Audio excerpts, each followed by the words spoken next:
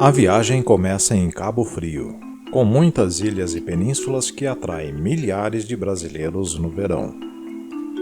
Ao norte se situam São João del Rei e o maior museu ferroviário do país, que também oferece passeios de trem. Mais ao norte está um dos maiores museus a céu aberto da América Latina, o Inhotim, dedicado à sustentabilidade, à educação e à cultura. O Brasil tem muitas quedas d'água maravilhosas, e entre as mais altas e espetaculares está a Cachoeira do Tabuleiro. O destino final é Brasília, a capital do Brasil. A cidade, construída no final do ano de 1950, é renomada pela arquitetura futurista e projeto vanguardista. Boa parte foi construída em apenas 5 anos. As ilhas e penínsulas de Cabo Frio estão a uns 150 quilômetros da cidade do Rio de Janeiro e são destinos muito procurados pelos cariocas nos finais de semana e nas férias. A área ficou famosa em 1964, quando a atriz francesa Brigitte Bardot visitou a Armação dos Búzios, que na época era uma pequena vila de pescadores. A ocupação local cresceu, pois passou a atrair a alta sociedade internacional, e em pouco tempo Búzios foi apelidada de Saint-Tropez do Brasil. A alta sociedade partiu para outra região, mas a área continua sendo popular e atrai milhares de brasileiros na alta temporada entre dezembro e fevereiro. Nessa época as praias ficam lotadas e mal dá para se mover. O nome Cabo Frio vem de uma corrente marítima gélida, que se origina no Polo Sul e emerge aqui, tornando a água fria. No calor escaldante do verão, o mar gelado pede um mergulho. Se as pessoas tiverem dificuldade para achar um espaço na areia para relaxar ou se bronzear na praia lotada, talvez seja mais interessante andar de banana boat. Talvez nenhuma planta tropical seja mais pitoresca que as palmeiras. E este é o lugar do mundo onde há mais espécies de palmeiras. A última era glacial não atingiu a costa brasileira, então a Terra teve muito tempo para desenvolver variedades de plantas que só existem aqui, inclusive 390 tipos de palmeiras presentes em florestas tropicais e plantações em todo o Brasil. Além de oferecer uma agradável sombra para o gado, as palmeiras são muito usadas na construção, no vestuário e cada vez mais na produção de óleo. Elas também são ricas em nutrientes. Por exemplo, o açaí, a palmeira nativa, que é usada para fins alimentícios e medicinais por brasileiros há séculos. O fruto chega a representar quase a metade da ingestão calórica de alguns povos indígenas. Uma forma de evitar o calor intenso no verão é ir para as áreas mais elevadas. Em 1822, o imperador brasileiro Pedro I estava viajando pela Serra dos Órgãos e, como gostou do clima, resolveu construir um palácio aqui. Outros aristocratas fizeram o mesmo, e assim surgiu uma nova cidade, Petrópolis, a cidade de Pedro. Ela contém muitos prédios interessantes, inclusive uma das igrejas mais famosas do Brasil, a Catedral de São Pedro de Alcântara. Ela foi construída no estilo neogótico francês no fim do século XIX. O filho do imperador, Pedro II, construiu o Palácio Imperial, que agora é um museu dedicado ao período imperial do Brasil. Boa parte da decoração interna continua preservada e ao longo dos últimos 70 anos o museu acumulou mais de 300 mil objetos, graças a benfeitores generosos. Em 1889, um golpe militar transformou o Brasil numa república e o Palácio Rio Negro se tornou a residência oficial de verão de 16 presidentes do país. Em 1997, ele foi transformado num centro de artes e cultura. Num pequeno jardim formal se situa o Palácio de Cristal, uma bela estrutura de vidro e aço fabricada na França e encontrada aqui em Petrópolis. Ele foi inspirado em prédios similares de Londres e Portugal e projetado para ser um centro de exposições e continua até hoje.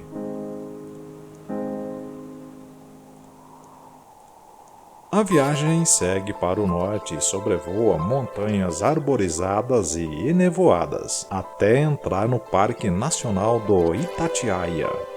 Um ambiente natural excepcional, composto por florestas tropicais densas e alimentado por rios de águas transparentes gélidas que escorrem das montanhas. O parque é lar de onças pintadas, onças pardas, muitos tipos de macacos e mais de 350 espécies de aves. É o parque nacional mais antigo do Brasil. É um lugar muito procurado por ecoturistas e observadores de aves. No topo de uma das montanhas se situa o Museu Regional da Fauna e da Flora, aberto em 1942. Ele abriga uma ampla coleção de espécimes de animais e vegetais que refletem a extraordinária biodiversidade da região. A descoberta do ouro no século XVII foi determinante para mudar a história econômica cultural do Brasil. A cidade de São João del Rei enriqueceu por causa das minas da região. Mas quando o ouro acabou, a cidade entrou em declínio. Porém, os bons tempos deixaram um legado de belas construções coloniais, inclusive muitas igrejas importantes. Uma das principais igrejas coloniais é a de Nossa Senhora do Carmo, construída na era do estilo rococó no início do século XVIII. Outro bom exemplo de arquitetura colonial brasileiro é a Catedral Basílica de Nossa Senhora do Pilar. A construção começou em 1721, no auge das riquezas da cidade. A Igreja de São Francisco de Assis é um belo exemplo de arquitetura barroca. Inclui uma praça e palmeiras altas. Esta igreja ornamentada foi concluída em 1774. São João del Rei também é famosa pelas ferrovias históricas e pelo maior museu do Brasil. A estação fazia parte de uma estrada de ferro de 80 quilômetros que ligava povoados e cidades no estado de Minas Gerais e foi inaugurada nos anos de 1880. Quando a linha foi desativada em 1983, a ferrovia atraía cada vez mais turistas, então decidiram transformar a estação, as oficinas e a rotunda num museu ferroviário. Das 58 locomotivas originais, 14 sobreviveram ao fechamento, além de uma parte de equipamentos ferroviários. Nos fins de semana, os turistas podem ver as locomotivas virarem na rotunda antes de percorrerem os 13 quilômetros de trilhos restaurados, onde os passageiros podem sentir a emoção da grande era do vapor. O trem está prestes a partir de outra ponta da linha na estação de Tiradentes. A estrada de ferro, de 13 quilômetros, é uma das mais antigas do mundo que permanecem em operação contínua. Os trens funcionam de sexta a domingo e nos feriados. Atravessando rios caudalosos e matas densas, a linha foi construída para ligar as minas, as fazendas e as fábricas da região a conexões com destino ao Rio de Janeiro e São Paulo. As primeiras duas locomotivas compradas pela empresa, Baldwin Locomotive Works, e enviadas ao Brasil. Elas eram do tipo Montezuma e pesavam cerca de 13 toneladas. Depois a empresa forneceu mais 53 locomotivas. No início elas eram movidas a lenha, mas depois foram convertidas para óleo diesel. Os incêndios ocasionais causados por faíscas que queimam mato seco tornam a experiência mais emocionante. 16 locomotivas sobreviveram ao fechamento da ferrovia e foram preservadas, inclusive a locomotiva número 1. Elas continuam funcionando direito e são carinhosamente chamadas de Maria Fumaça.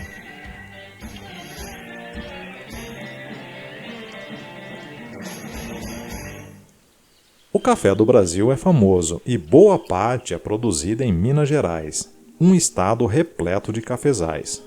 O café não era nativo das Américas, então as sementes tinham que ser importadas.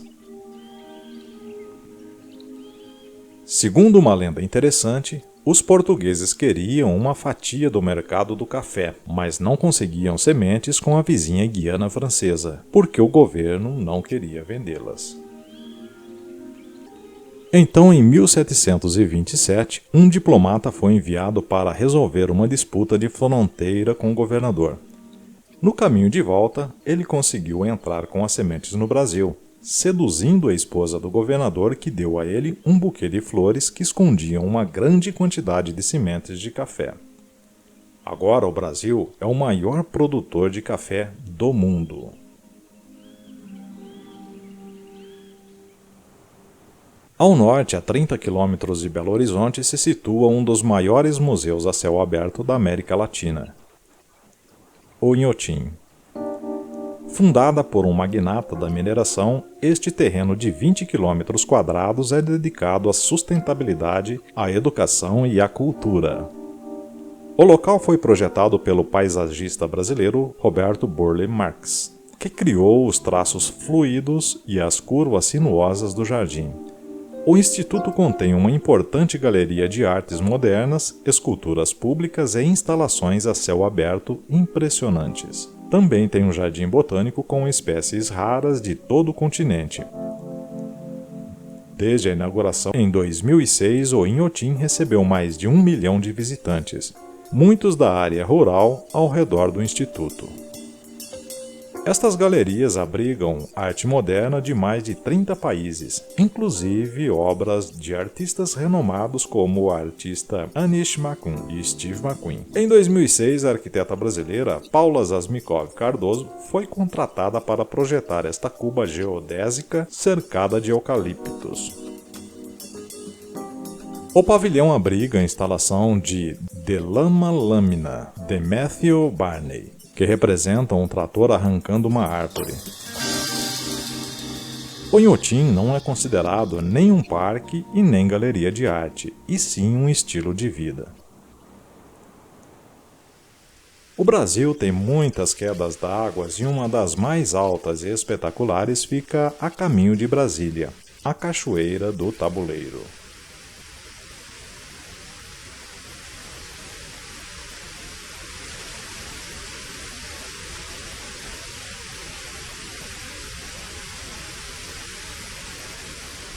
Aqui o rio sofre uma extraordinária queda de 273 metros, o equivalente a um prédio de 90 andares, e mergulha em um poço de 700 metros quadrados, cercados por pedregulhos imponentes.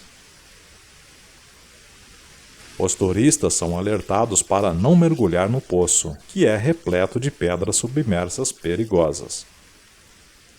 Talvez seja melhor admirar a cachoeira de baixo e de cima.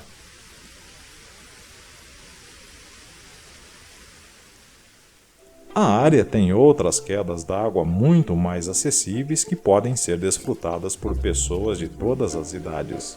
Uma dessas maravilhas mais populares é a Cachoeira Grande. Ela tem o formato de ferradura e se estende por 60 metros ao longo do rio Cipó. Depois de queda de 10 metros, que escorre por várias camadas de pedra, a cachoeira deságua em um poço idílico, perfeito para nadar e passar uma tarde quente. Nos fins de semana e feriados, a cachoeira recebe em torno de 200 pessoas por dia, que fazem churrasco nas margens e se refrescam na água. É difícil de imaginar que estas camadas de pedras tenham se formado com depósitos marinhos com mais de 1 bilhão de anos. 14 quilômetros ao norte se situa o Parque Estadual Biribiri, Com 17 mil hectares, no centro dele existe uma vila abandonada, Biribiri. Em 1876, uma fábrica de tecido foi construída por aqui por um bispo da região. Foi uma das primeiras e mais importantes do estado de Minas Gerais. Os operários moravam na vila que tinha uma escola e uma igreja. O relógio da igreja foi doado pela família real portuguesa. O rio Biribiri, que atravessa o parque, alimentava as turbinas de uma hidrelétrica que alimentava com energia elétrica a fábrica e a vila. No entanto, a fábrica fechou em 1976 e a vila esvaziou aos poucos até ser abandonada. Agora os turistas podem alugar as casas, conhecer o parque e comer nos 2 restaurantes da vila. A viagem se aproxima de Brasília e sobrevoa uma das muitas plantações de eucaliptos da região. Com 5 milhões de hectares de florestas plantadas e renovável, o Brasil tem a maior plantação de eucalipto do mundo. 40% das árvores cultivadas aqui são queimadas em instalações como estas e transformadas em carvão vegetal, que é usada principalmente pela indústria siderúrgica nacional. As plantações de eucaliptos do Brasil estão entre os ecossistemas mais produtivos do planeta, gerando em média 40 metros cúbicos de madeira por hectare anualmente. O carvão vegetal produzido aqui é a base do aço verde, uma iniciativa lançada recentemente pelo governo do Brasil. Usando eucalipto na indústria, ao invés de carvão ou árvores nativas, o Brasil vai reduzir de forma significativa as emissões de gases do efeito estufa e ajudar a diminuir o desmatamento. Com o verão, aumenta a chegada de tempestades repentinas e violentas. Esta surpreendeu o helicóptero a caminho de Brasília. Então é melhor desviar dela. O Brasil é o país com maior incidência de raios do mundo, com mais de 60 milhões de registros por ano. Mas estas tempestades costumam produzir arco-íris maravilhosos. Ali à frente está a capital do Brasil. A cidade, construída no final dos anos de 1950, é renomada pela arquitetura futurista e projeto vanguardista. Brasília.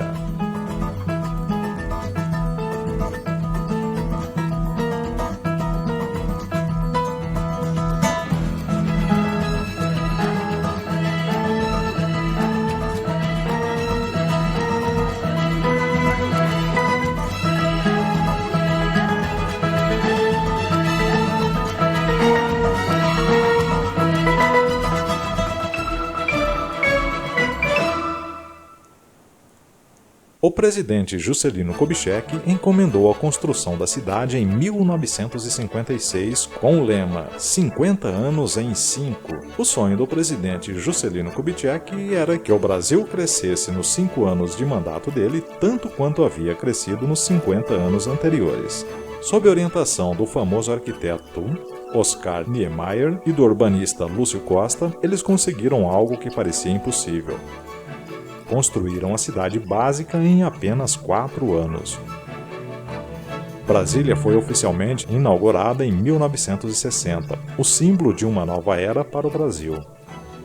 A parte central de Brasília foi projetada como um avião enorme. O eixo monumental percorre o que pode ser considerado a fuselagem da cidade e é contornado pelos principais prédios do governo federal. No nariz do avião ficam o Congresso e o Gabinete Presidencial. A Asa Norte e a Asa Sul são os bairros residenciais da cidade, além de terem uma gama de bares, restaurantes e hotéis. Numa península que adentra ao lago está localizada a residência do presidente, o Palácio do Alvorada. O local recebeu esse nome porque o presidente Kubitschek costumava descrever Brasília como uma nova alvorada na história do Brasil. Ele foi projetado por Oscar Niemeyer e foi o primeiro prédio a ser construído na capital nova. Depois surgiram outras construções importantes, inclusive todos os órgãos do governo. Eles ficam na ponta sudeste do eixo monumental, na Praça dos Três Poderes. A sede do Executivo, do Judiciário e do Legislativo. Lado a lado, cada um sendo a metade de uma esfera, estão o Senado e a Câmara dos Deputados. Oscar Niemeyer disse que o Senado é um órgão tradicionalmente mais fechado, então o prédio está vedado embaixo de uma cúpula. Por outro lado, a Câmara é mais receptiva à voz do povo, então foi projetada para ficar aberta para o mundo. Ao longo do eixo principal, há outros belos exemplos de projetos futuristas, especialmente a Catedral. A Catedral de Brasília é rodeada por 16 colunas de concreto. Cada uma pesa 90 toneladas. Esses pilares foram projetados por Niemeyer para representar mãos estendidas em prece, abertas para o céu. A pedra fundamental foi lançada em 1950, mas os investimentos em prédios públicos no Brasil estagnou com o fim do mandato do presidente Kubitschek. Então a igreja só foi inaugurada em 1970. No mesmo lado do eixo se situa a Biblioteca Nacional de Brasília. Ela foi projetada na mesma época dos prédios originais da capital, mas a construção começou somente em 2002. A cerimônia de inauguração da obra contou com a presença do arquiteto da biblioteca, Oscar Niemeyer, que estava com 95 anos de idade. Do outro lado do eixo fica o Teatro Nacional, também concebido por Niemeyer. Ele foi iniciado em 1960 e concluído 6 anos depois. O prédio é composto por 2 salas menores e pelo auditório principal, que tem capacidade para 1.400 pessoas. Um dos prédios mais novos de Brasília é o Estádio Nacional, concluído em maio de 2013. Este complexo de 500 milhões de dólares foi concebido para ser um dos principais estádios da Copa do Mundo de 2014. Obviamente, é projeto inspirado na obra de Oscar Niemeyer. O exemplo mais gritante da influência dele é encontrado nos 288 pilares que formam a fachada da estrutura e sustenta o teto aberto. O estádio tem capacidade para mais de 70 mil pessoas e tem até bicicletário. Uma das últimas contribuições de Oscar Niemeyer é o Memorial dos Povos Indígenas, inaugurado em 1987. O prédio tem forma de espiral que arremete às malocas dos índios Yanomami. Ele fica bem no meio do eixo monumental. No total, o Brasil tem 230 grupos indígenas que falam 180 línguas distintas. Este memorial dá vida à diversidade e à riqueza dessas culturas. Um dos principais acessos a Brasília é a Ponte Juscelino Kubitschek, vulgo Ponte JK. É um dos cartões postais preferidos de Brasília. 4 pilares submersos sustentam o vão central suspenso por 3 arcos que parecem se torcer quando se cruzam. Isso causa o efeito de uma pedra quicando sobre o espelho d'água do Lago Paranoá. Esta é a Península dos Ministros, que tem vista para o lago e empreendimentos extremamente luxuosos. Aqui moram muitos embaixadores. Um terreno de 800 metros quadrados custa em torno de 4 milhões de dólares. Uma das casas mais chamativas se chama Brasília. Ela foi concluída em 2002. De certa forma, isso mostra que Brasília continua na vanguarda da arquitetura moderna e sempre esteve, desde que foi inspirado pelo homem que decidiu realizar o sonho de construir uma cidade nova para um Brasil moderno. O presidente Juscelino Kubitschek tirou a capital do papel e o memorial dele é um lugar adequado para concluir esta jornada.